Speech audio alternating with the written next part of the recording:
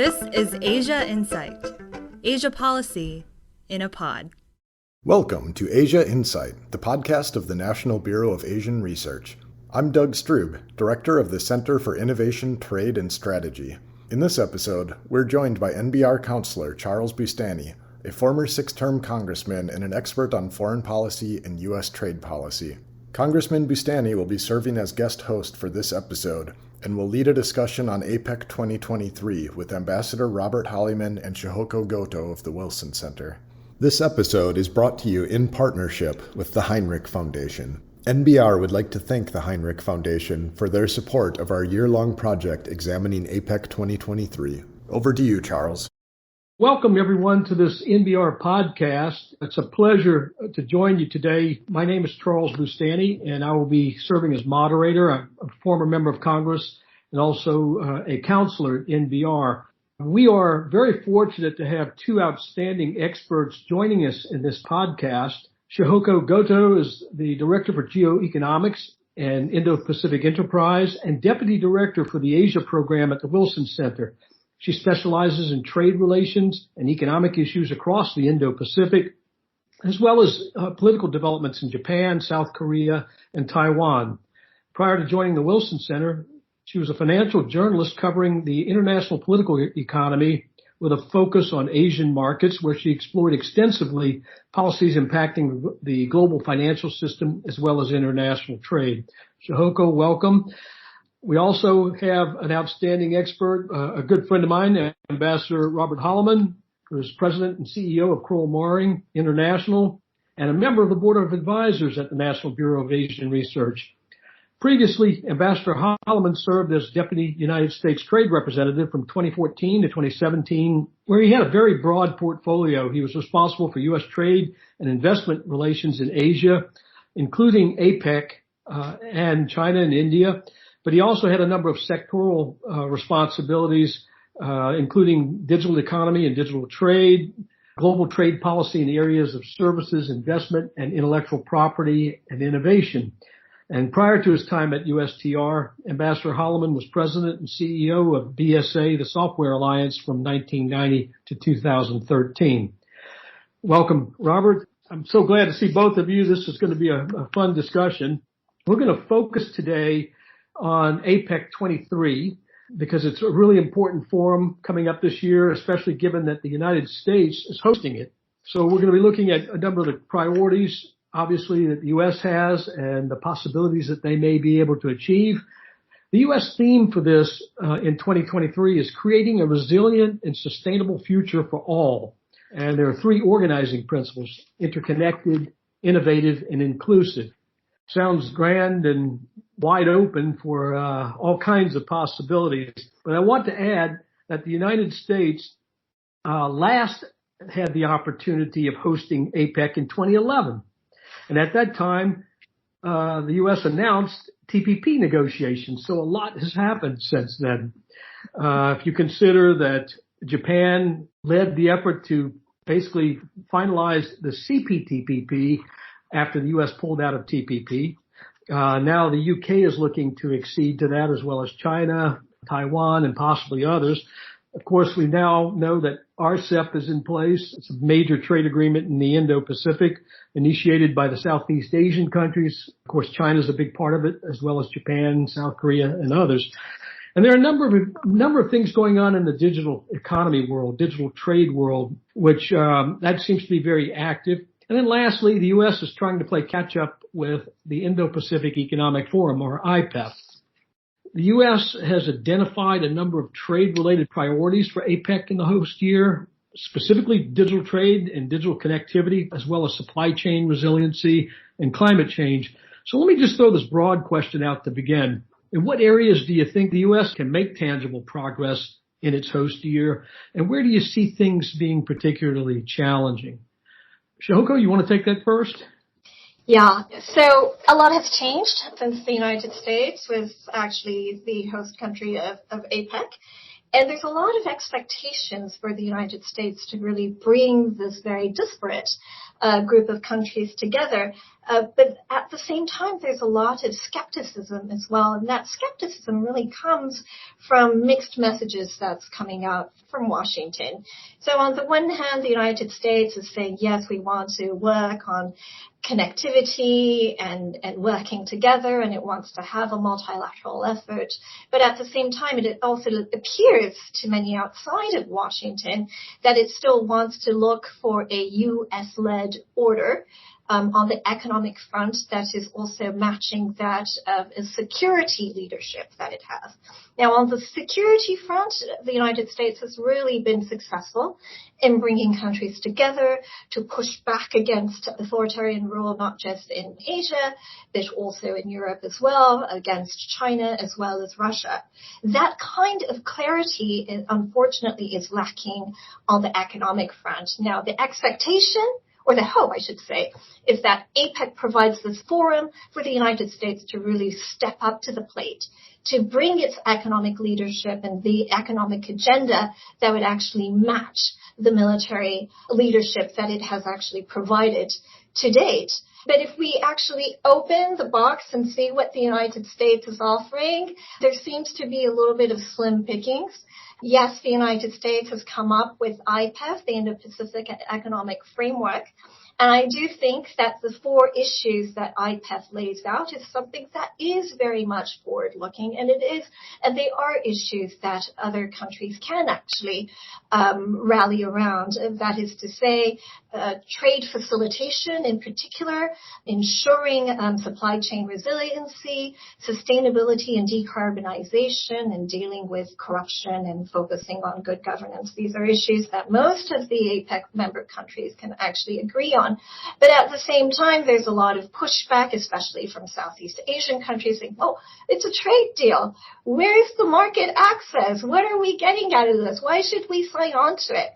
I do think what Washington is saying, and saying that trade is taking on a different light, that it isn't simply about market access, and we do have to focus on economic priorities and transparency and bringing like-minded countries together under the 4 pillars that IPEF has outlined.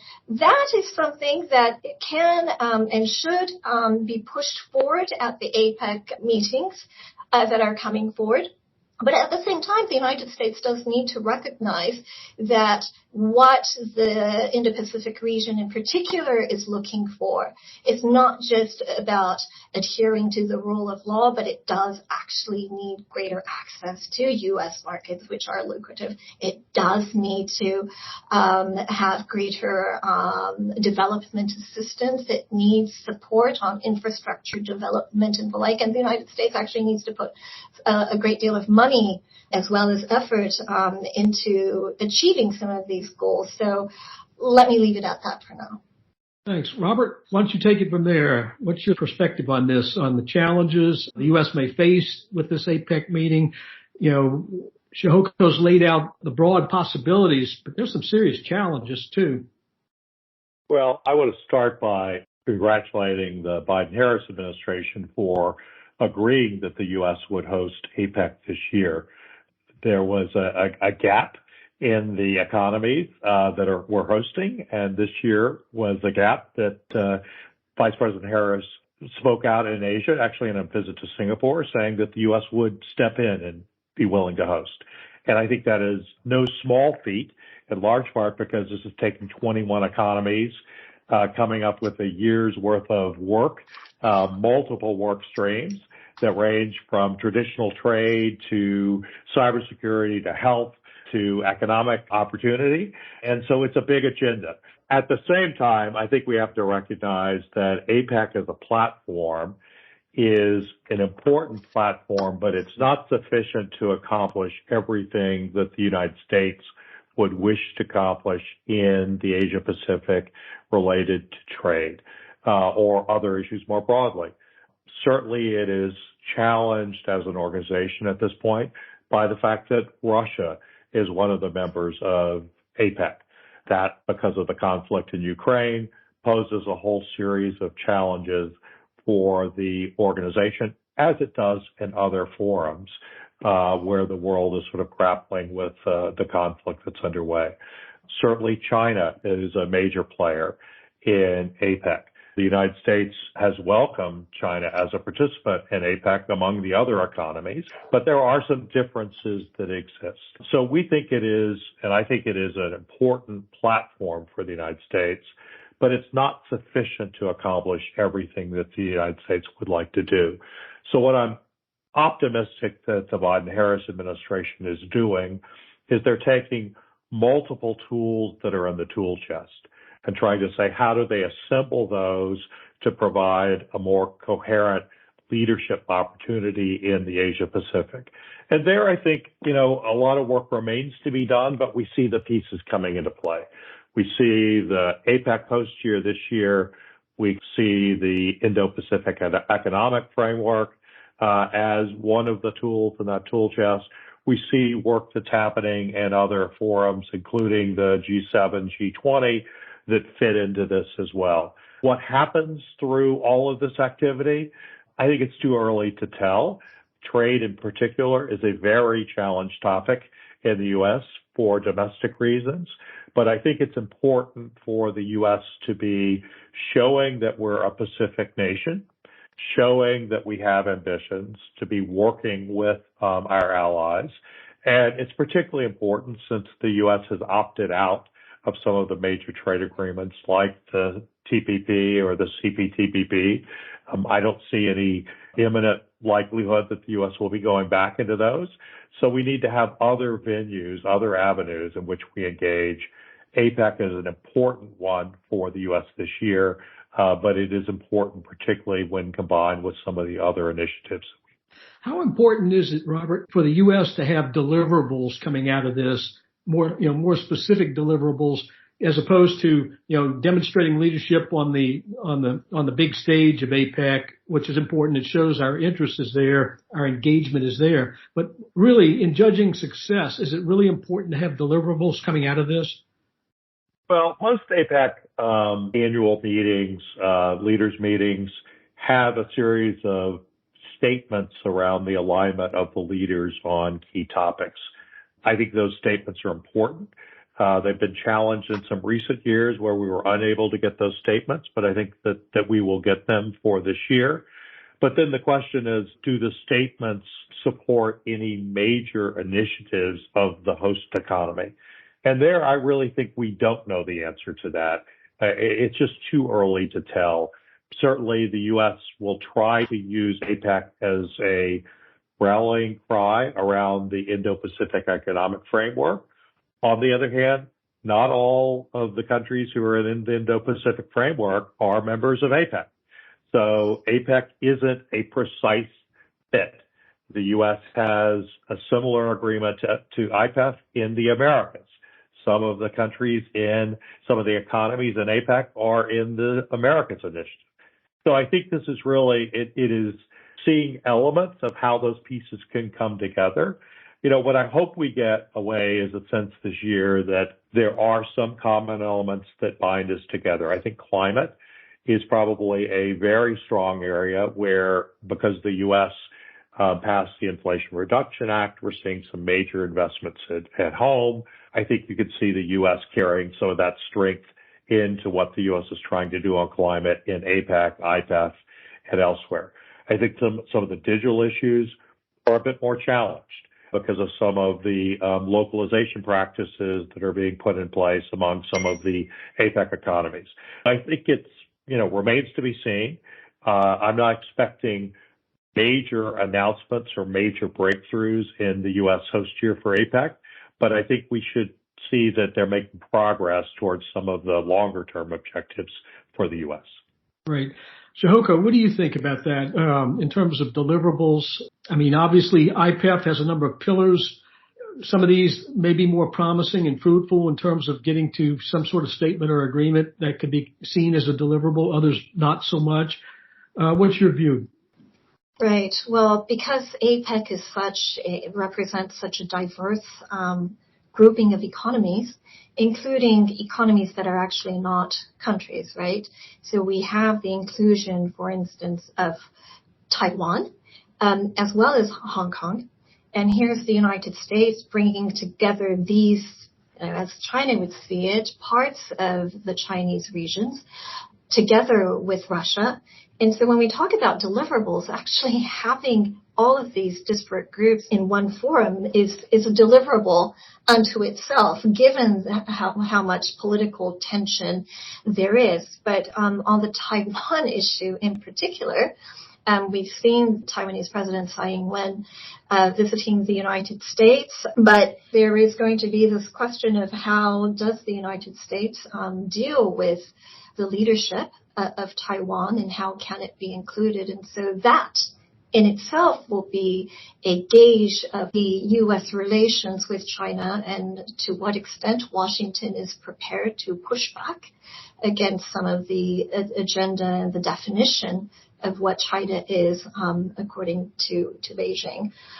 In terms of actual deliverables, yes, I do agree that the basic commonality is going to be on climate, but I also do think that there is potential to focus on good practices in investing in infrastructure.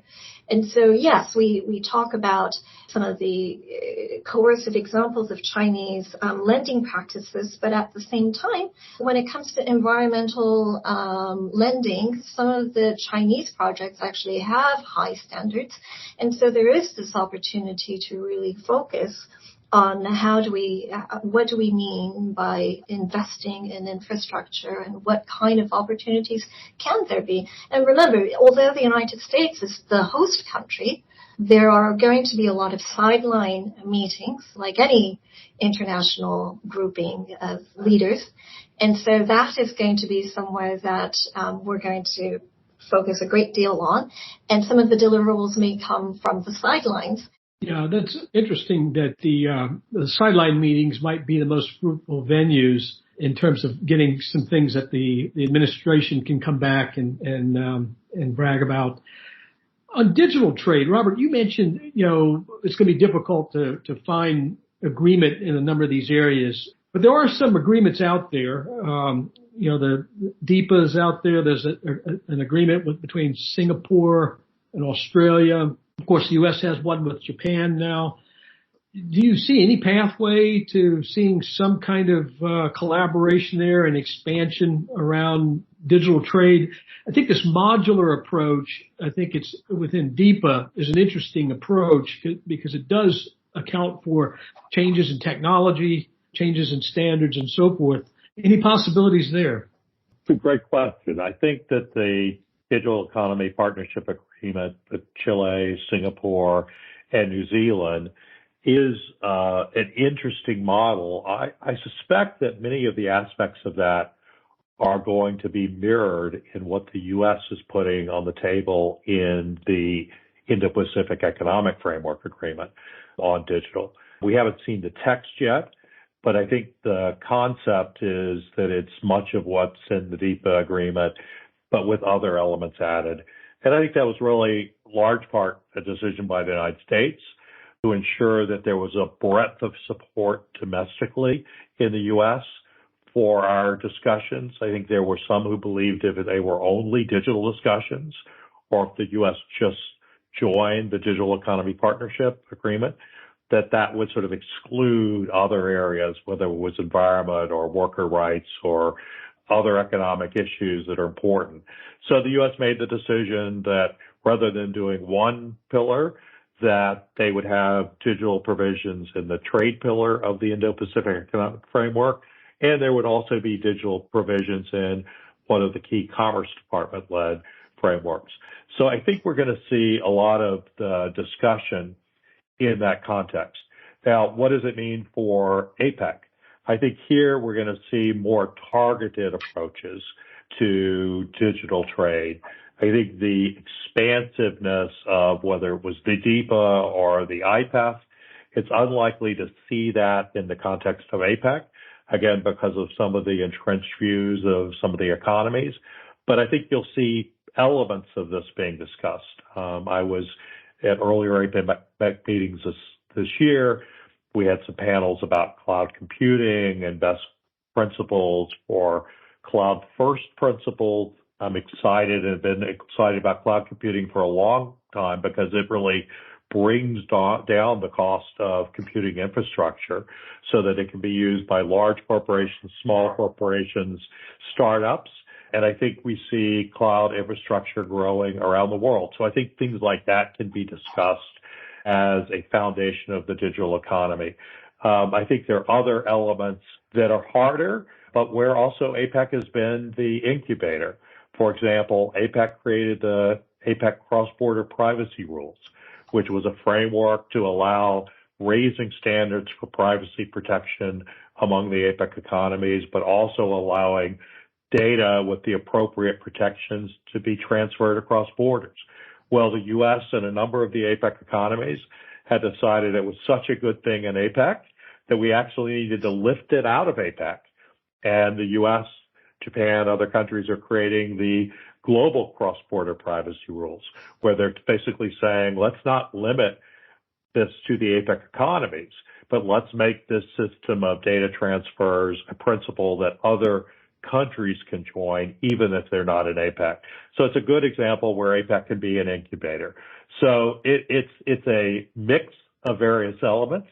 Again, it's not a one-size-fits-all approach, and I think the U.S. is wisely saying we don't need to do this just in one place, but let's multiply our options by participating in multiple venues.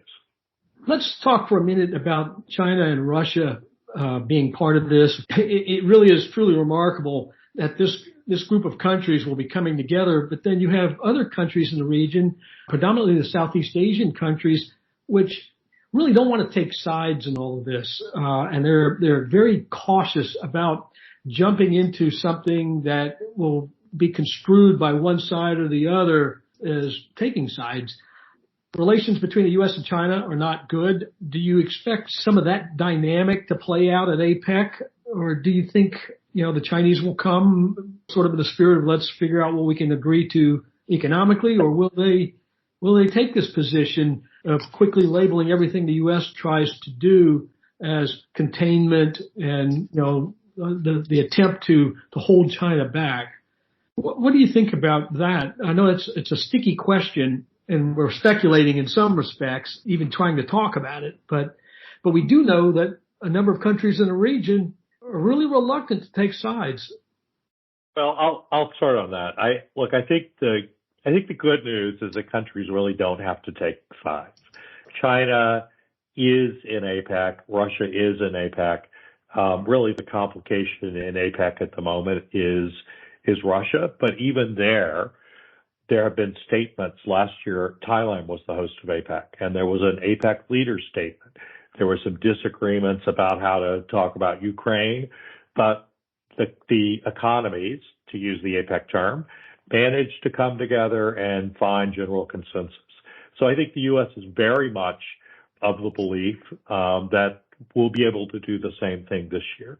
And that includes certainly China as the second largest economy in the world after the United States. But it also includes the appropriate participation by Russia as part of this on some things where there can be agreement. I mean, it's an economic forum and a trade forum. It's not a security forum. I mean, that doesn't mean that the economies are unaware of what's happening elsewhere. And certainly the U.S. will continue to vigorously raise what's happening in Ukraine and the causes of that. But I think we see a precedent where the U.S. can move beyond. It's also interesting that India is not part of the APEC forum, but they are part of the IPEF. And the IPEF, neither China nor Russia are there. So again, this is sort of a way in which the U.S. has recognized that one forum isn't the solution for all of the trade or economic issues that the U.S. is dealing with. And so is sort of creating new vehicles, new mechanisms to do that in the same way that the U.S. is doing it for the Americas. And they're doing that for the Americas because there are only a handful of economies in the Americas who are actually part of APEC. So it's sort of looking for the ways to take the right issues there. That's where I think you'll see issues around climate take a big role. And I hope we see issues around health take a big role. I mean, that's certainly one of the things that we're going to discuss in the context of the APEC host year, there's a health working group. One of the nice things about APEC is it's not just trade ministers or finance ministers, but they bring a lot of people together. There's an energy ministerial that's going to happen as well for the first time that Secretary Granholm's going to lead. And so it really brings a chance that you can bring a lot of portions to people to the table, ministries to the table. And I think that generally tends to yield more progress, even if it's not progress on every single element of those issues. Usually there's a basis to find common ground. And I think that's what the U.S. is hoping to do with this is the APEC host year for the U.S. Chihoka, on the geopolitical overtones of this, what are your views? So yes, so this is the Economic Cooperation Forum, so economics and trade should be at the forefront. But what's interesting in over the past year or recent months actually, is China is really trying to redefine itself on the global stage, and it wants to be seen much more in acting as a global broker for peace, and we saw that in the Saudi-Iran deal, and we're seeing that as China tries to step up to act as a conduit for peace with Russia and Ukraine as well.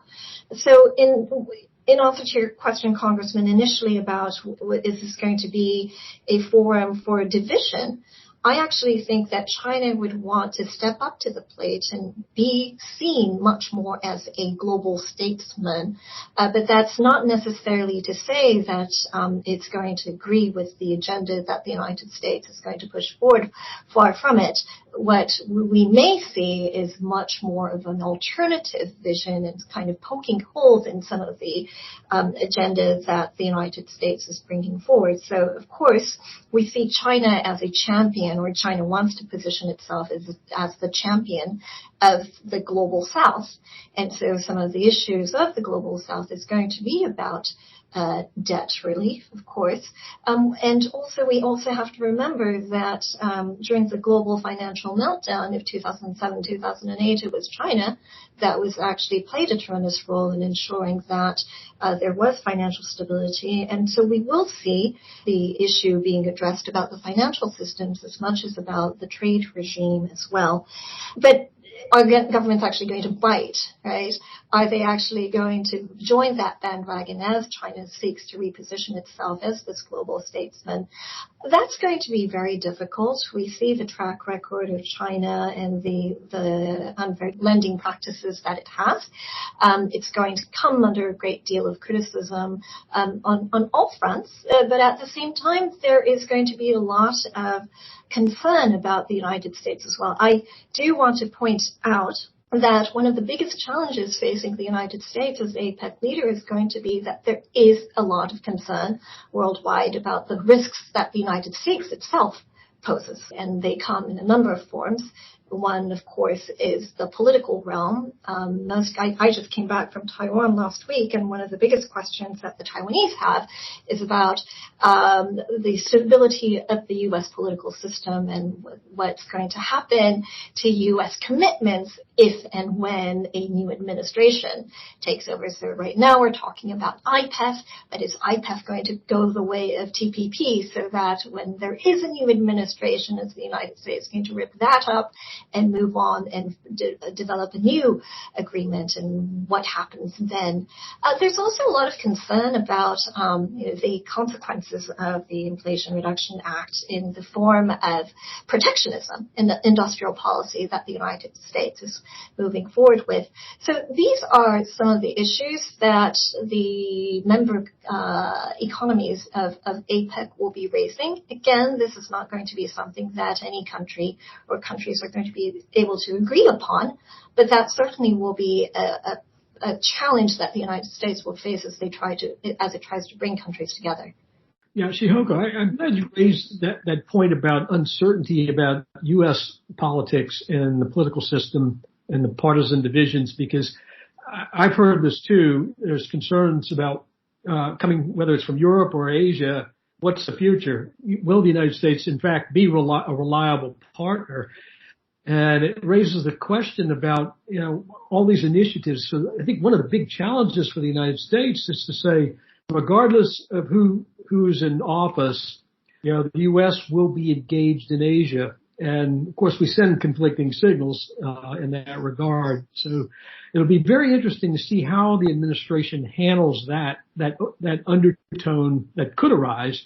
And I wouldn't be surprised if the Chinese try to use that to create division at a time when they're reasserting their diplomatic push, coming off the agreement they achieved between the Saudis and the Iranians, Xi's visit to Russia, and of course looking for other diplomatic opportunities. It will be interesting. The other concern you mentioned earlier, Shoko, both of you mentioned the environmental issues and how we might find consensus there. Labor is always a sticky one, and I know it's a priority for the administration. And within IPEF, I'm sure they will be pushing this, but getting to labor standards is really hard unless it's enforceable. And that's been right at the crux of so many problems we've had with trade agreements. What do you think the administration will do to try to move the needle on the labor front? Robert, you want to take that first? Sure. I think the U.S. will use things like the IPEF as the mechanism for trying to address some of the labor issues. I think the U.S. will also look at some of the existing free trade agreements that the U.S. has to see how they can try to get them to emulate what was added in the U.S.-Mexico-Canada free trade agreement, USMCA, around a early warning signal if labor rights are being violated. So I see that happening in things like the IPEF. I think the U.S. will talk about the importance of workers being able to organize in the context of APEC, but I don't think we're going to see anything likely of great breadth there just because of the diversity of the economies. And also APEC tends to not get into as many thorny issues. They look for sort of ways in which it's more useful to collaborate. I will note on the question of China and APEC, I was in China in 2014 when they were the APEC host economy. They put a lot of attention into trying to make it a successful year. And while there may be divergences on some issues, and certainly maybe in some areas around security, my expectation, and I think the U.S. expectation, is that they will want the APEC host year to be successful this year and in future years, because it is a very important venue for them as a country. What the U.S. needs to do is essentially what we were doing when China last hosted APEC, which is we were negotiating TPP at that time, which is, and I'm not suggesting we're going to negotiate TPP at that time, but what we showed is we could be negotiating with a group of countries, even on the margins of larger meetings where not all of the APEC economies were included. And so I think we should see the same thing, I hope, this year, which is the U.S. can continue to negotiate the IPEF agreement, even while it's hosting the APEC, where not all of the APEC economies are in the IPEF. There are good convening opportunities for things like environment, where we see it coming up in APEC and in IPEF and in other forums. They may be places where you can touch many of the same issues with many of the same parties and make progress. And there are going to be others like labor, for example, where they're less likely to see a lot of attention or movement in APEC, but where we may be able to see more in the context of the Indo-Pacific Economic Framework. So the situation we're in this year, if you call it a situation, the world we're in is not really dramatically different from where it's been for the U.S. in the past, which is how do you use multiple frameworks to accomplish differing objectives? Sometimes they overlap and sometimes they don't. Shoko? Yeah, so nearly half of the economies that make up APEC are actually not part of IPEF. So trying to move forward or really focusing on the four pillars that are outlined by IPEF is probably not going to be a realistic approach. So the question really is, what is the low-hanging fruit that can actually be the common denominator for all of these very diverse economies? And my hope is that they might actually take a more creative approach. So, Congressman, you talked about labor rights. I would say that one of the labor issues is not just about rights, but workforce development. And so that is about taking a new approach to infrastructure. It's not just about roads and bridges that China and Japan and all these other countries are really moving forward with, but we really also want to invest in human capital. Human capital about education, re-education, focusing on beyond traditional labor and focusing also on meeting the digital economy needs and training in IT skills in the service sector.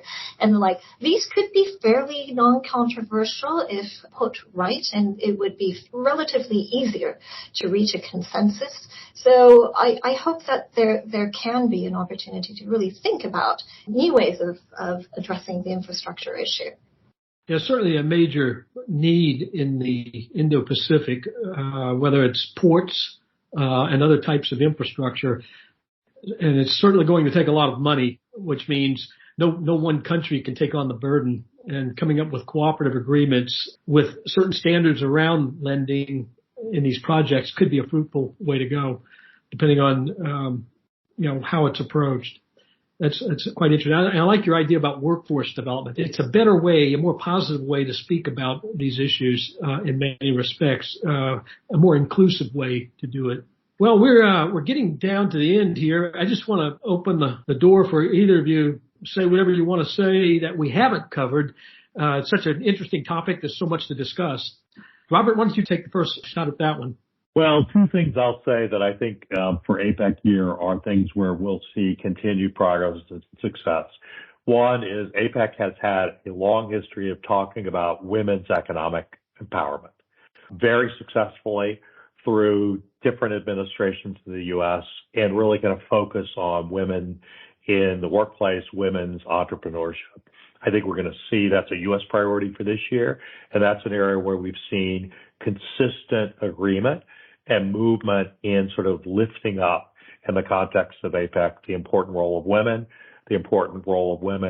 across the economies, and how APEC can be a platform for that type of economic cooperation. There's also a big focus on small and medium enterprises, particularly for the APEC economies, many of which are heavily driven by SMEs. Certainly we are in the United States, but many of the APEC economies are overwhelmingly SMEs, small and medium enterprises.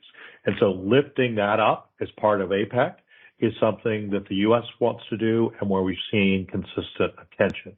So I think that, we could talk about the broad range of issues, but I also think it's important that we really focus on where APEC has continued year after year to get traction, where the U.S. continues to see where, quite frankly, there aren't differences of opinions between some of the economies that we've talked about kind of moving this forward. And then you see elements of those being brought into some of the trade agreements, whether it's the IPAF or other agreements. Certainly there were provisions in the TPP about that. So, this is good. And I think even as we talk about the challenges, it's really important to remember the successes that we've had. We've seen tariffs have been coming down among the APEC economies since APEC was created. We've seen tariffs on things like environmental goods, environmentally friendly products coming down. So there's a lot here. And at a time where there are political challenges at home and abroad, a time where trade is a very complicated issue, to say the least, in the United States, I never want us to lose sight of the fact that we still can see consistent progress on a lot of issues that are helping our people and certainly helping the United States. And so I think that's the way we should think about this year. And I'm positive that when we end this year, we'll look back on this and say progress was made. It may not be everything that everybody wants, but I'm confident that this is going to end up being a positive year for the U.S. in particular as a host of APEC. Shohoka, over to you. Yeah, so here in Washington, we tend to focus a great deal in the foreign policy sphere about great power competition. And it's one of the rare topics that there is unity on Capitol Hill to see China as a great threat. That may or may not be, but APEC is certainly not the forum to talk about great power competition. It really is about focusing on unity and common interests and common concerns amongst these countries. And so I would say that the success of the United States as host nation would be to be able to focus on the positive and to be able to bring these countries together. And if that means there's a watered down statement come out, so be it. Because the real achievement will be to say that the United States can be this force unifier and bring countries to the table and focus and agree to a common agenda that moves forward. Great. Well, I'm glad we ended on a positive note, and we'll all be hopeful that is the case going forward. I am guardedly optimistic as well. I think there's a pathway, and hopefully we'll see some progress in a number of areas that we can look back upon and be proud of. And I know, having interacted with both of you before, we're all hopeful that something will happen in trade eventually, but it may be a little while longer. But I do know this: Congress is getting very interested in it. Both parties and both the House and Senate. I would not be surprised to see a move in the near future on trade promotion authority on the part of Congress to reassert its prerogatives, its constitutional authorities.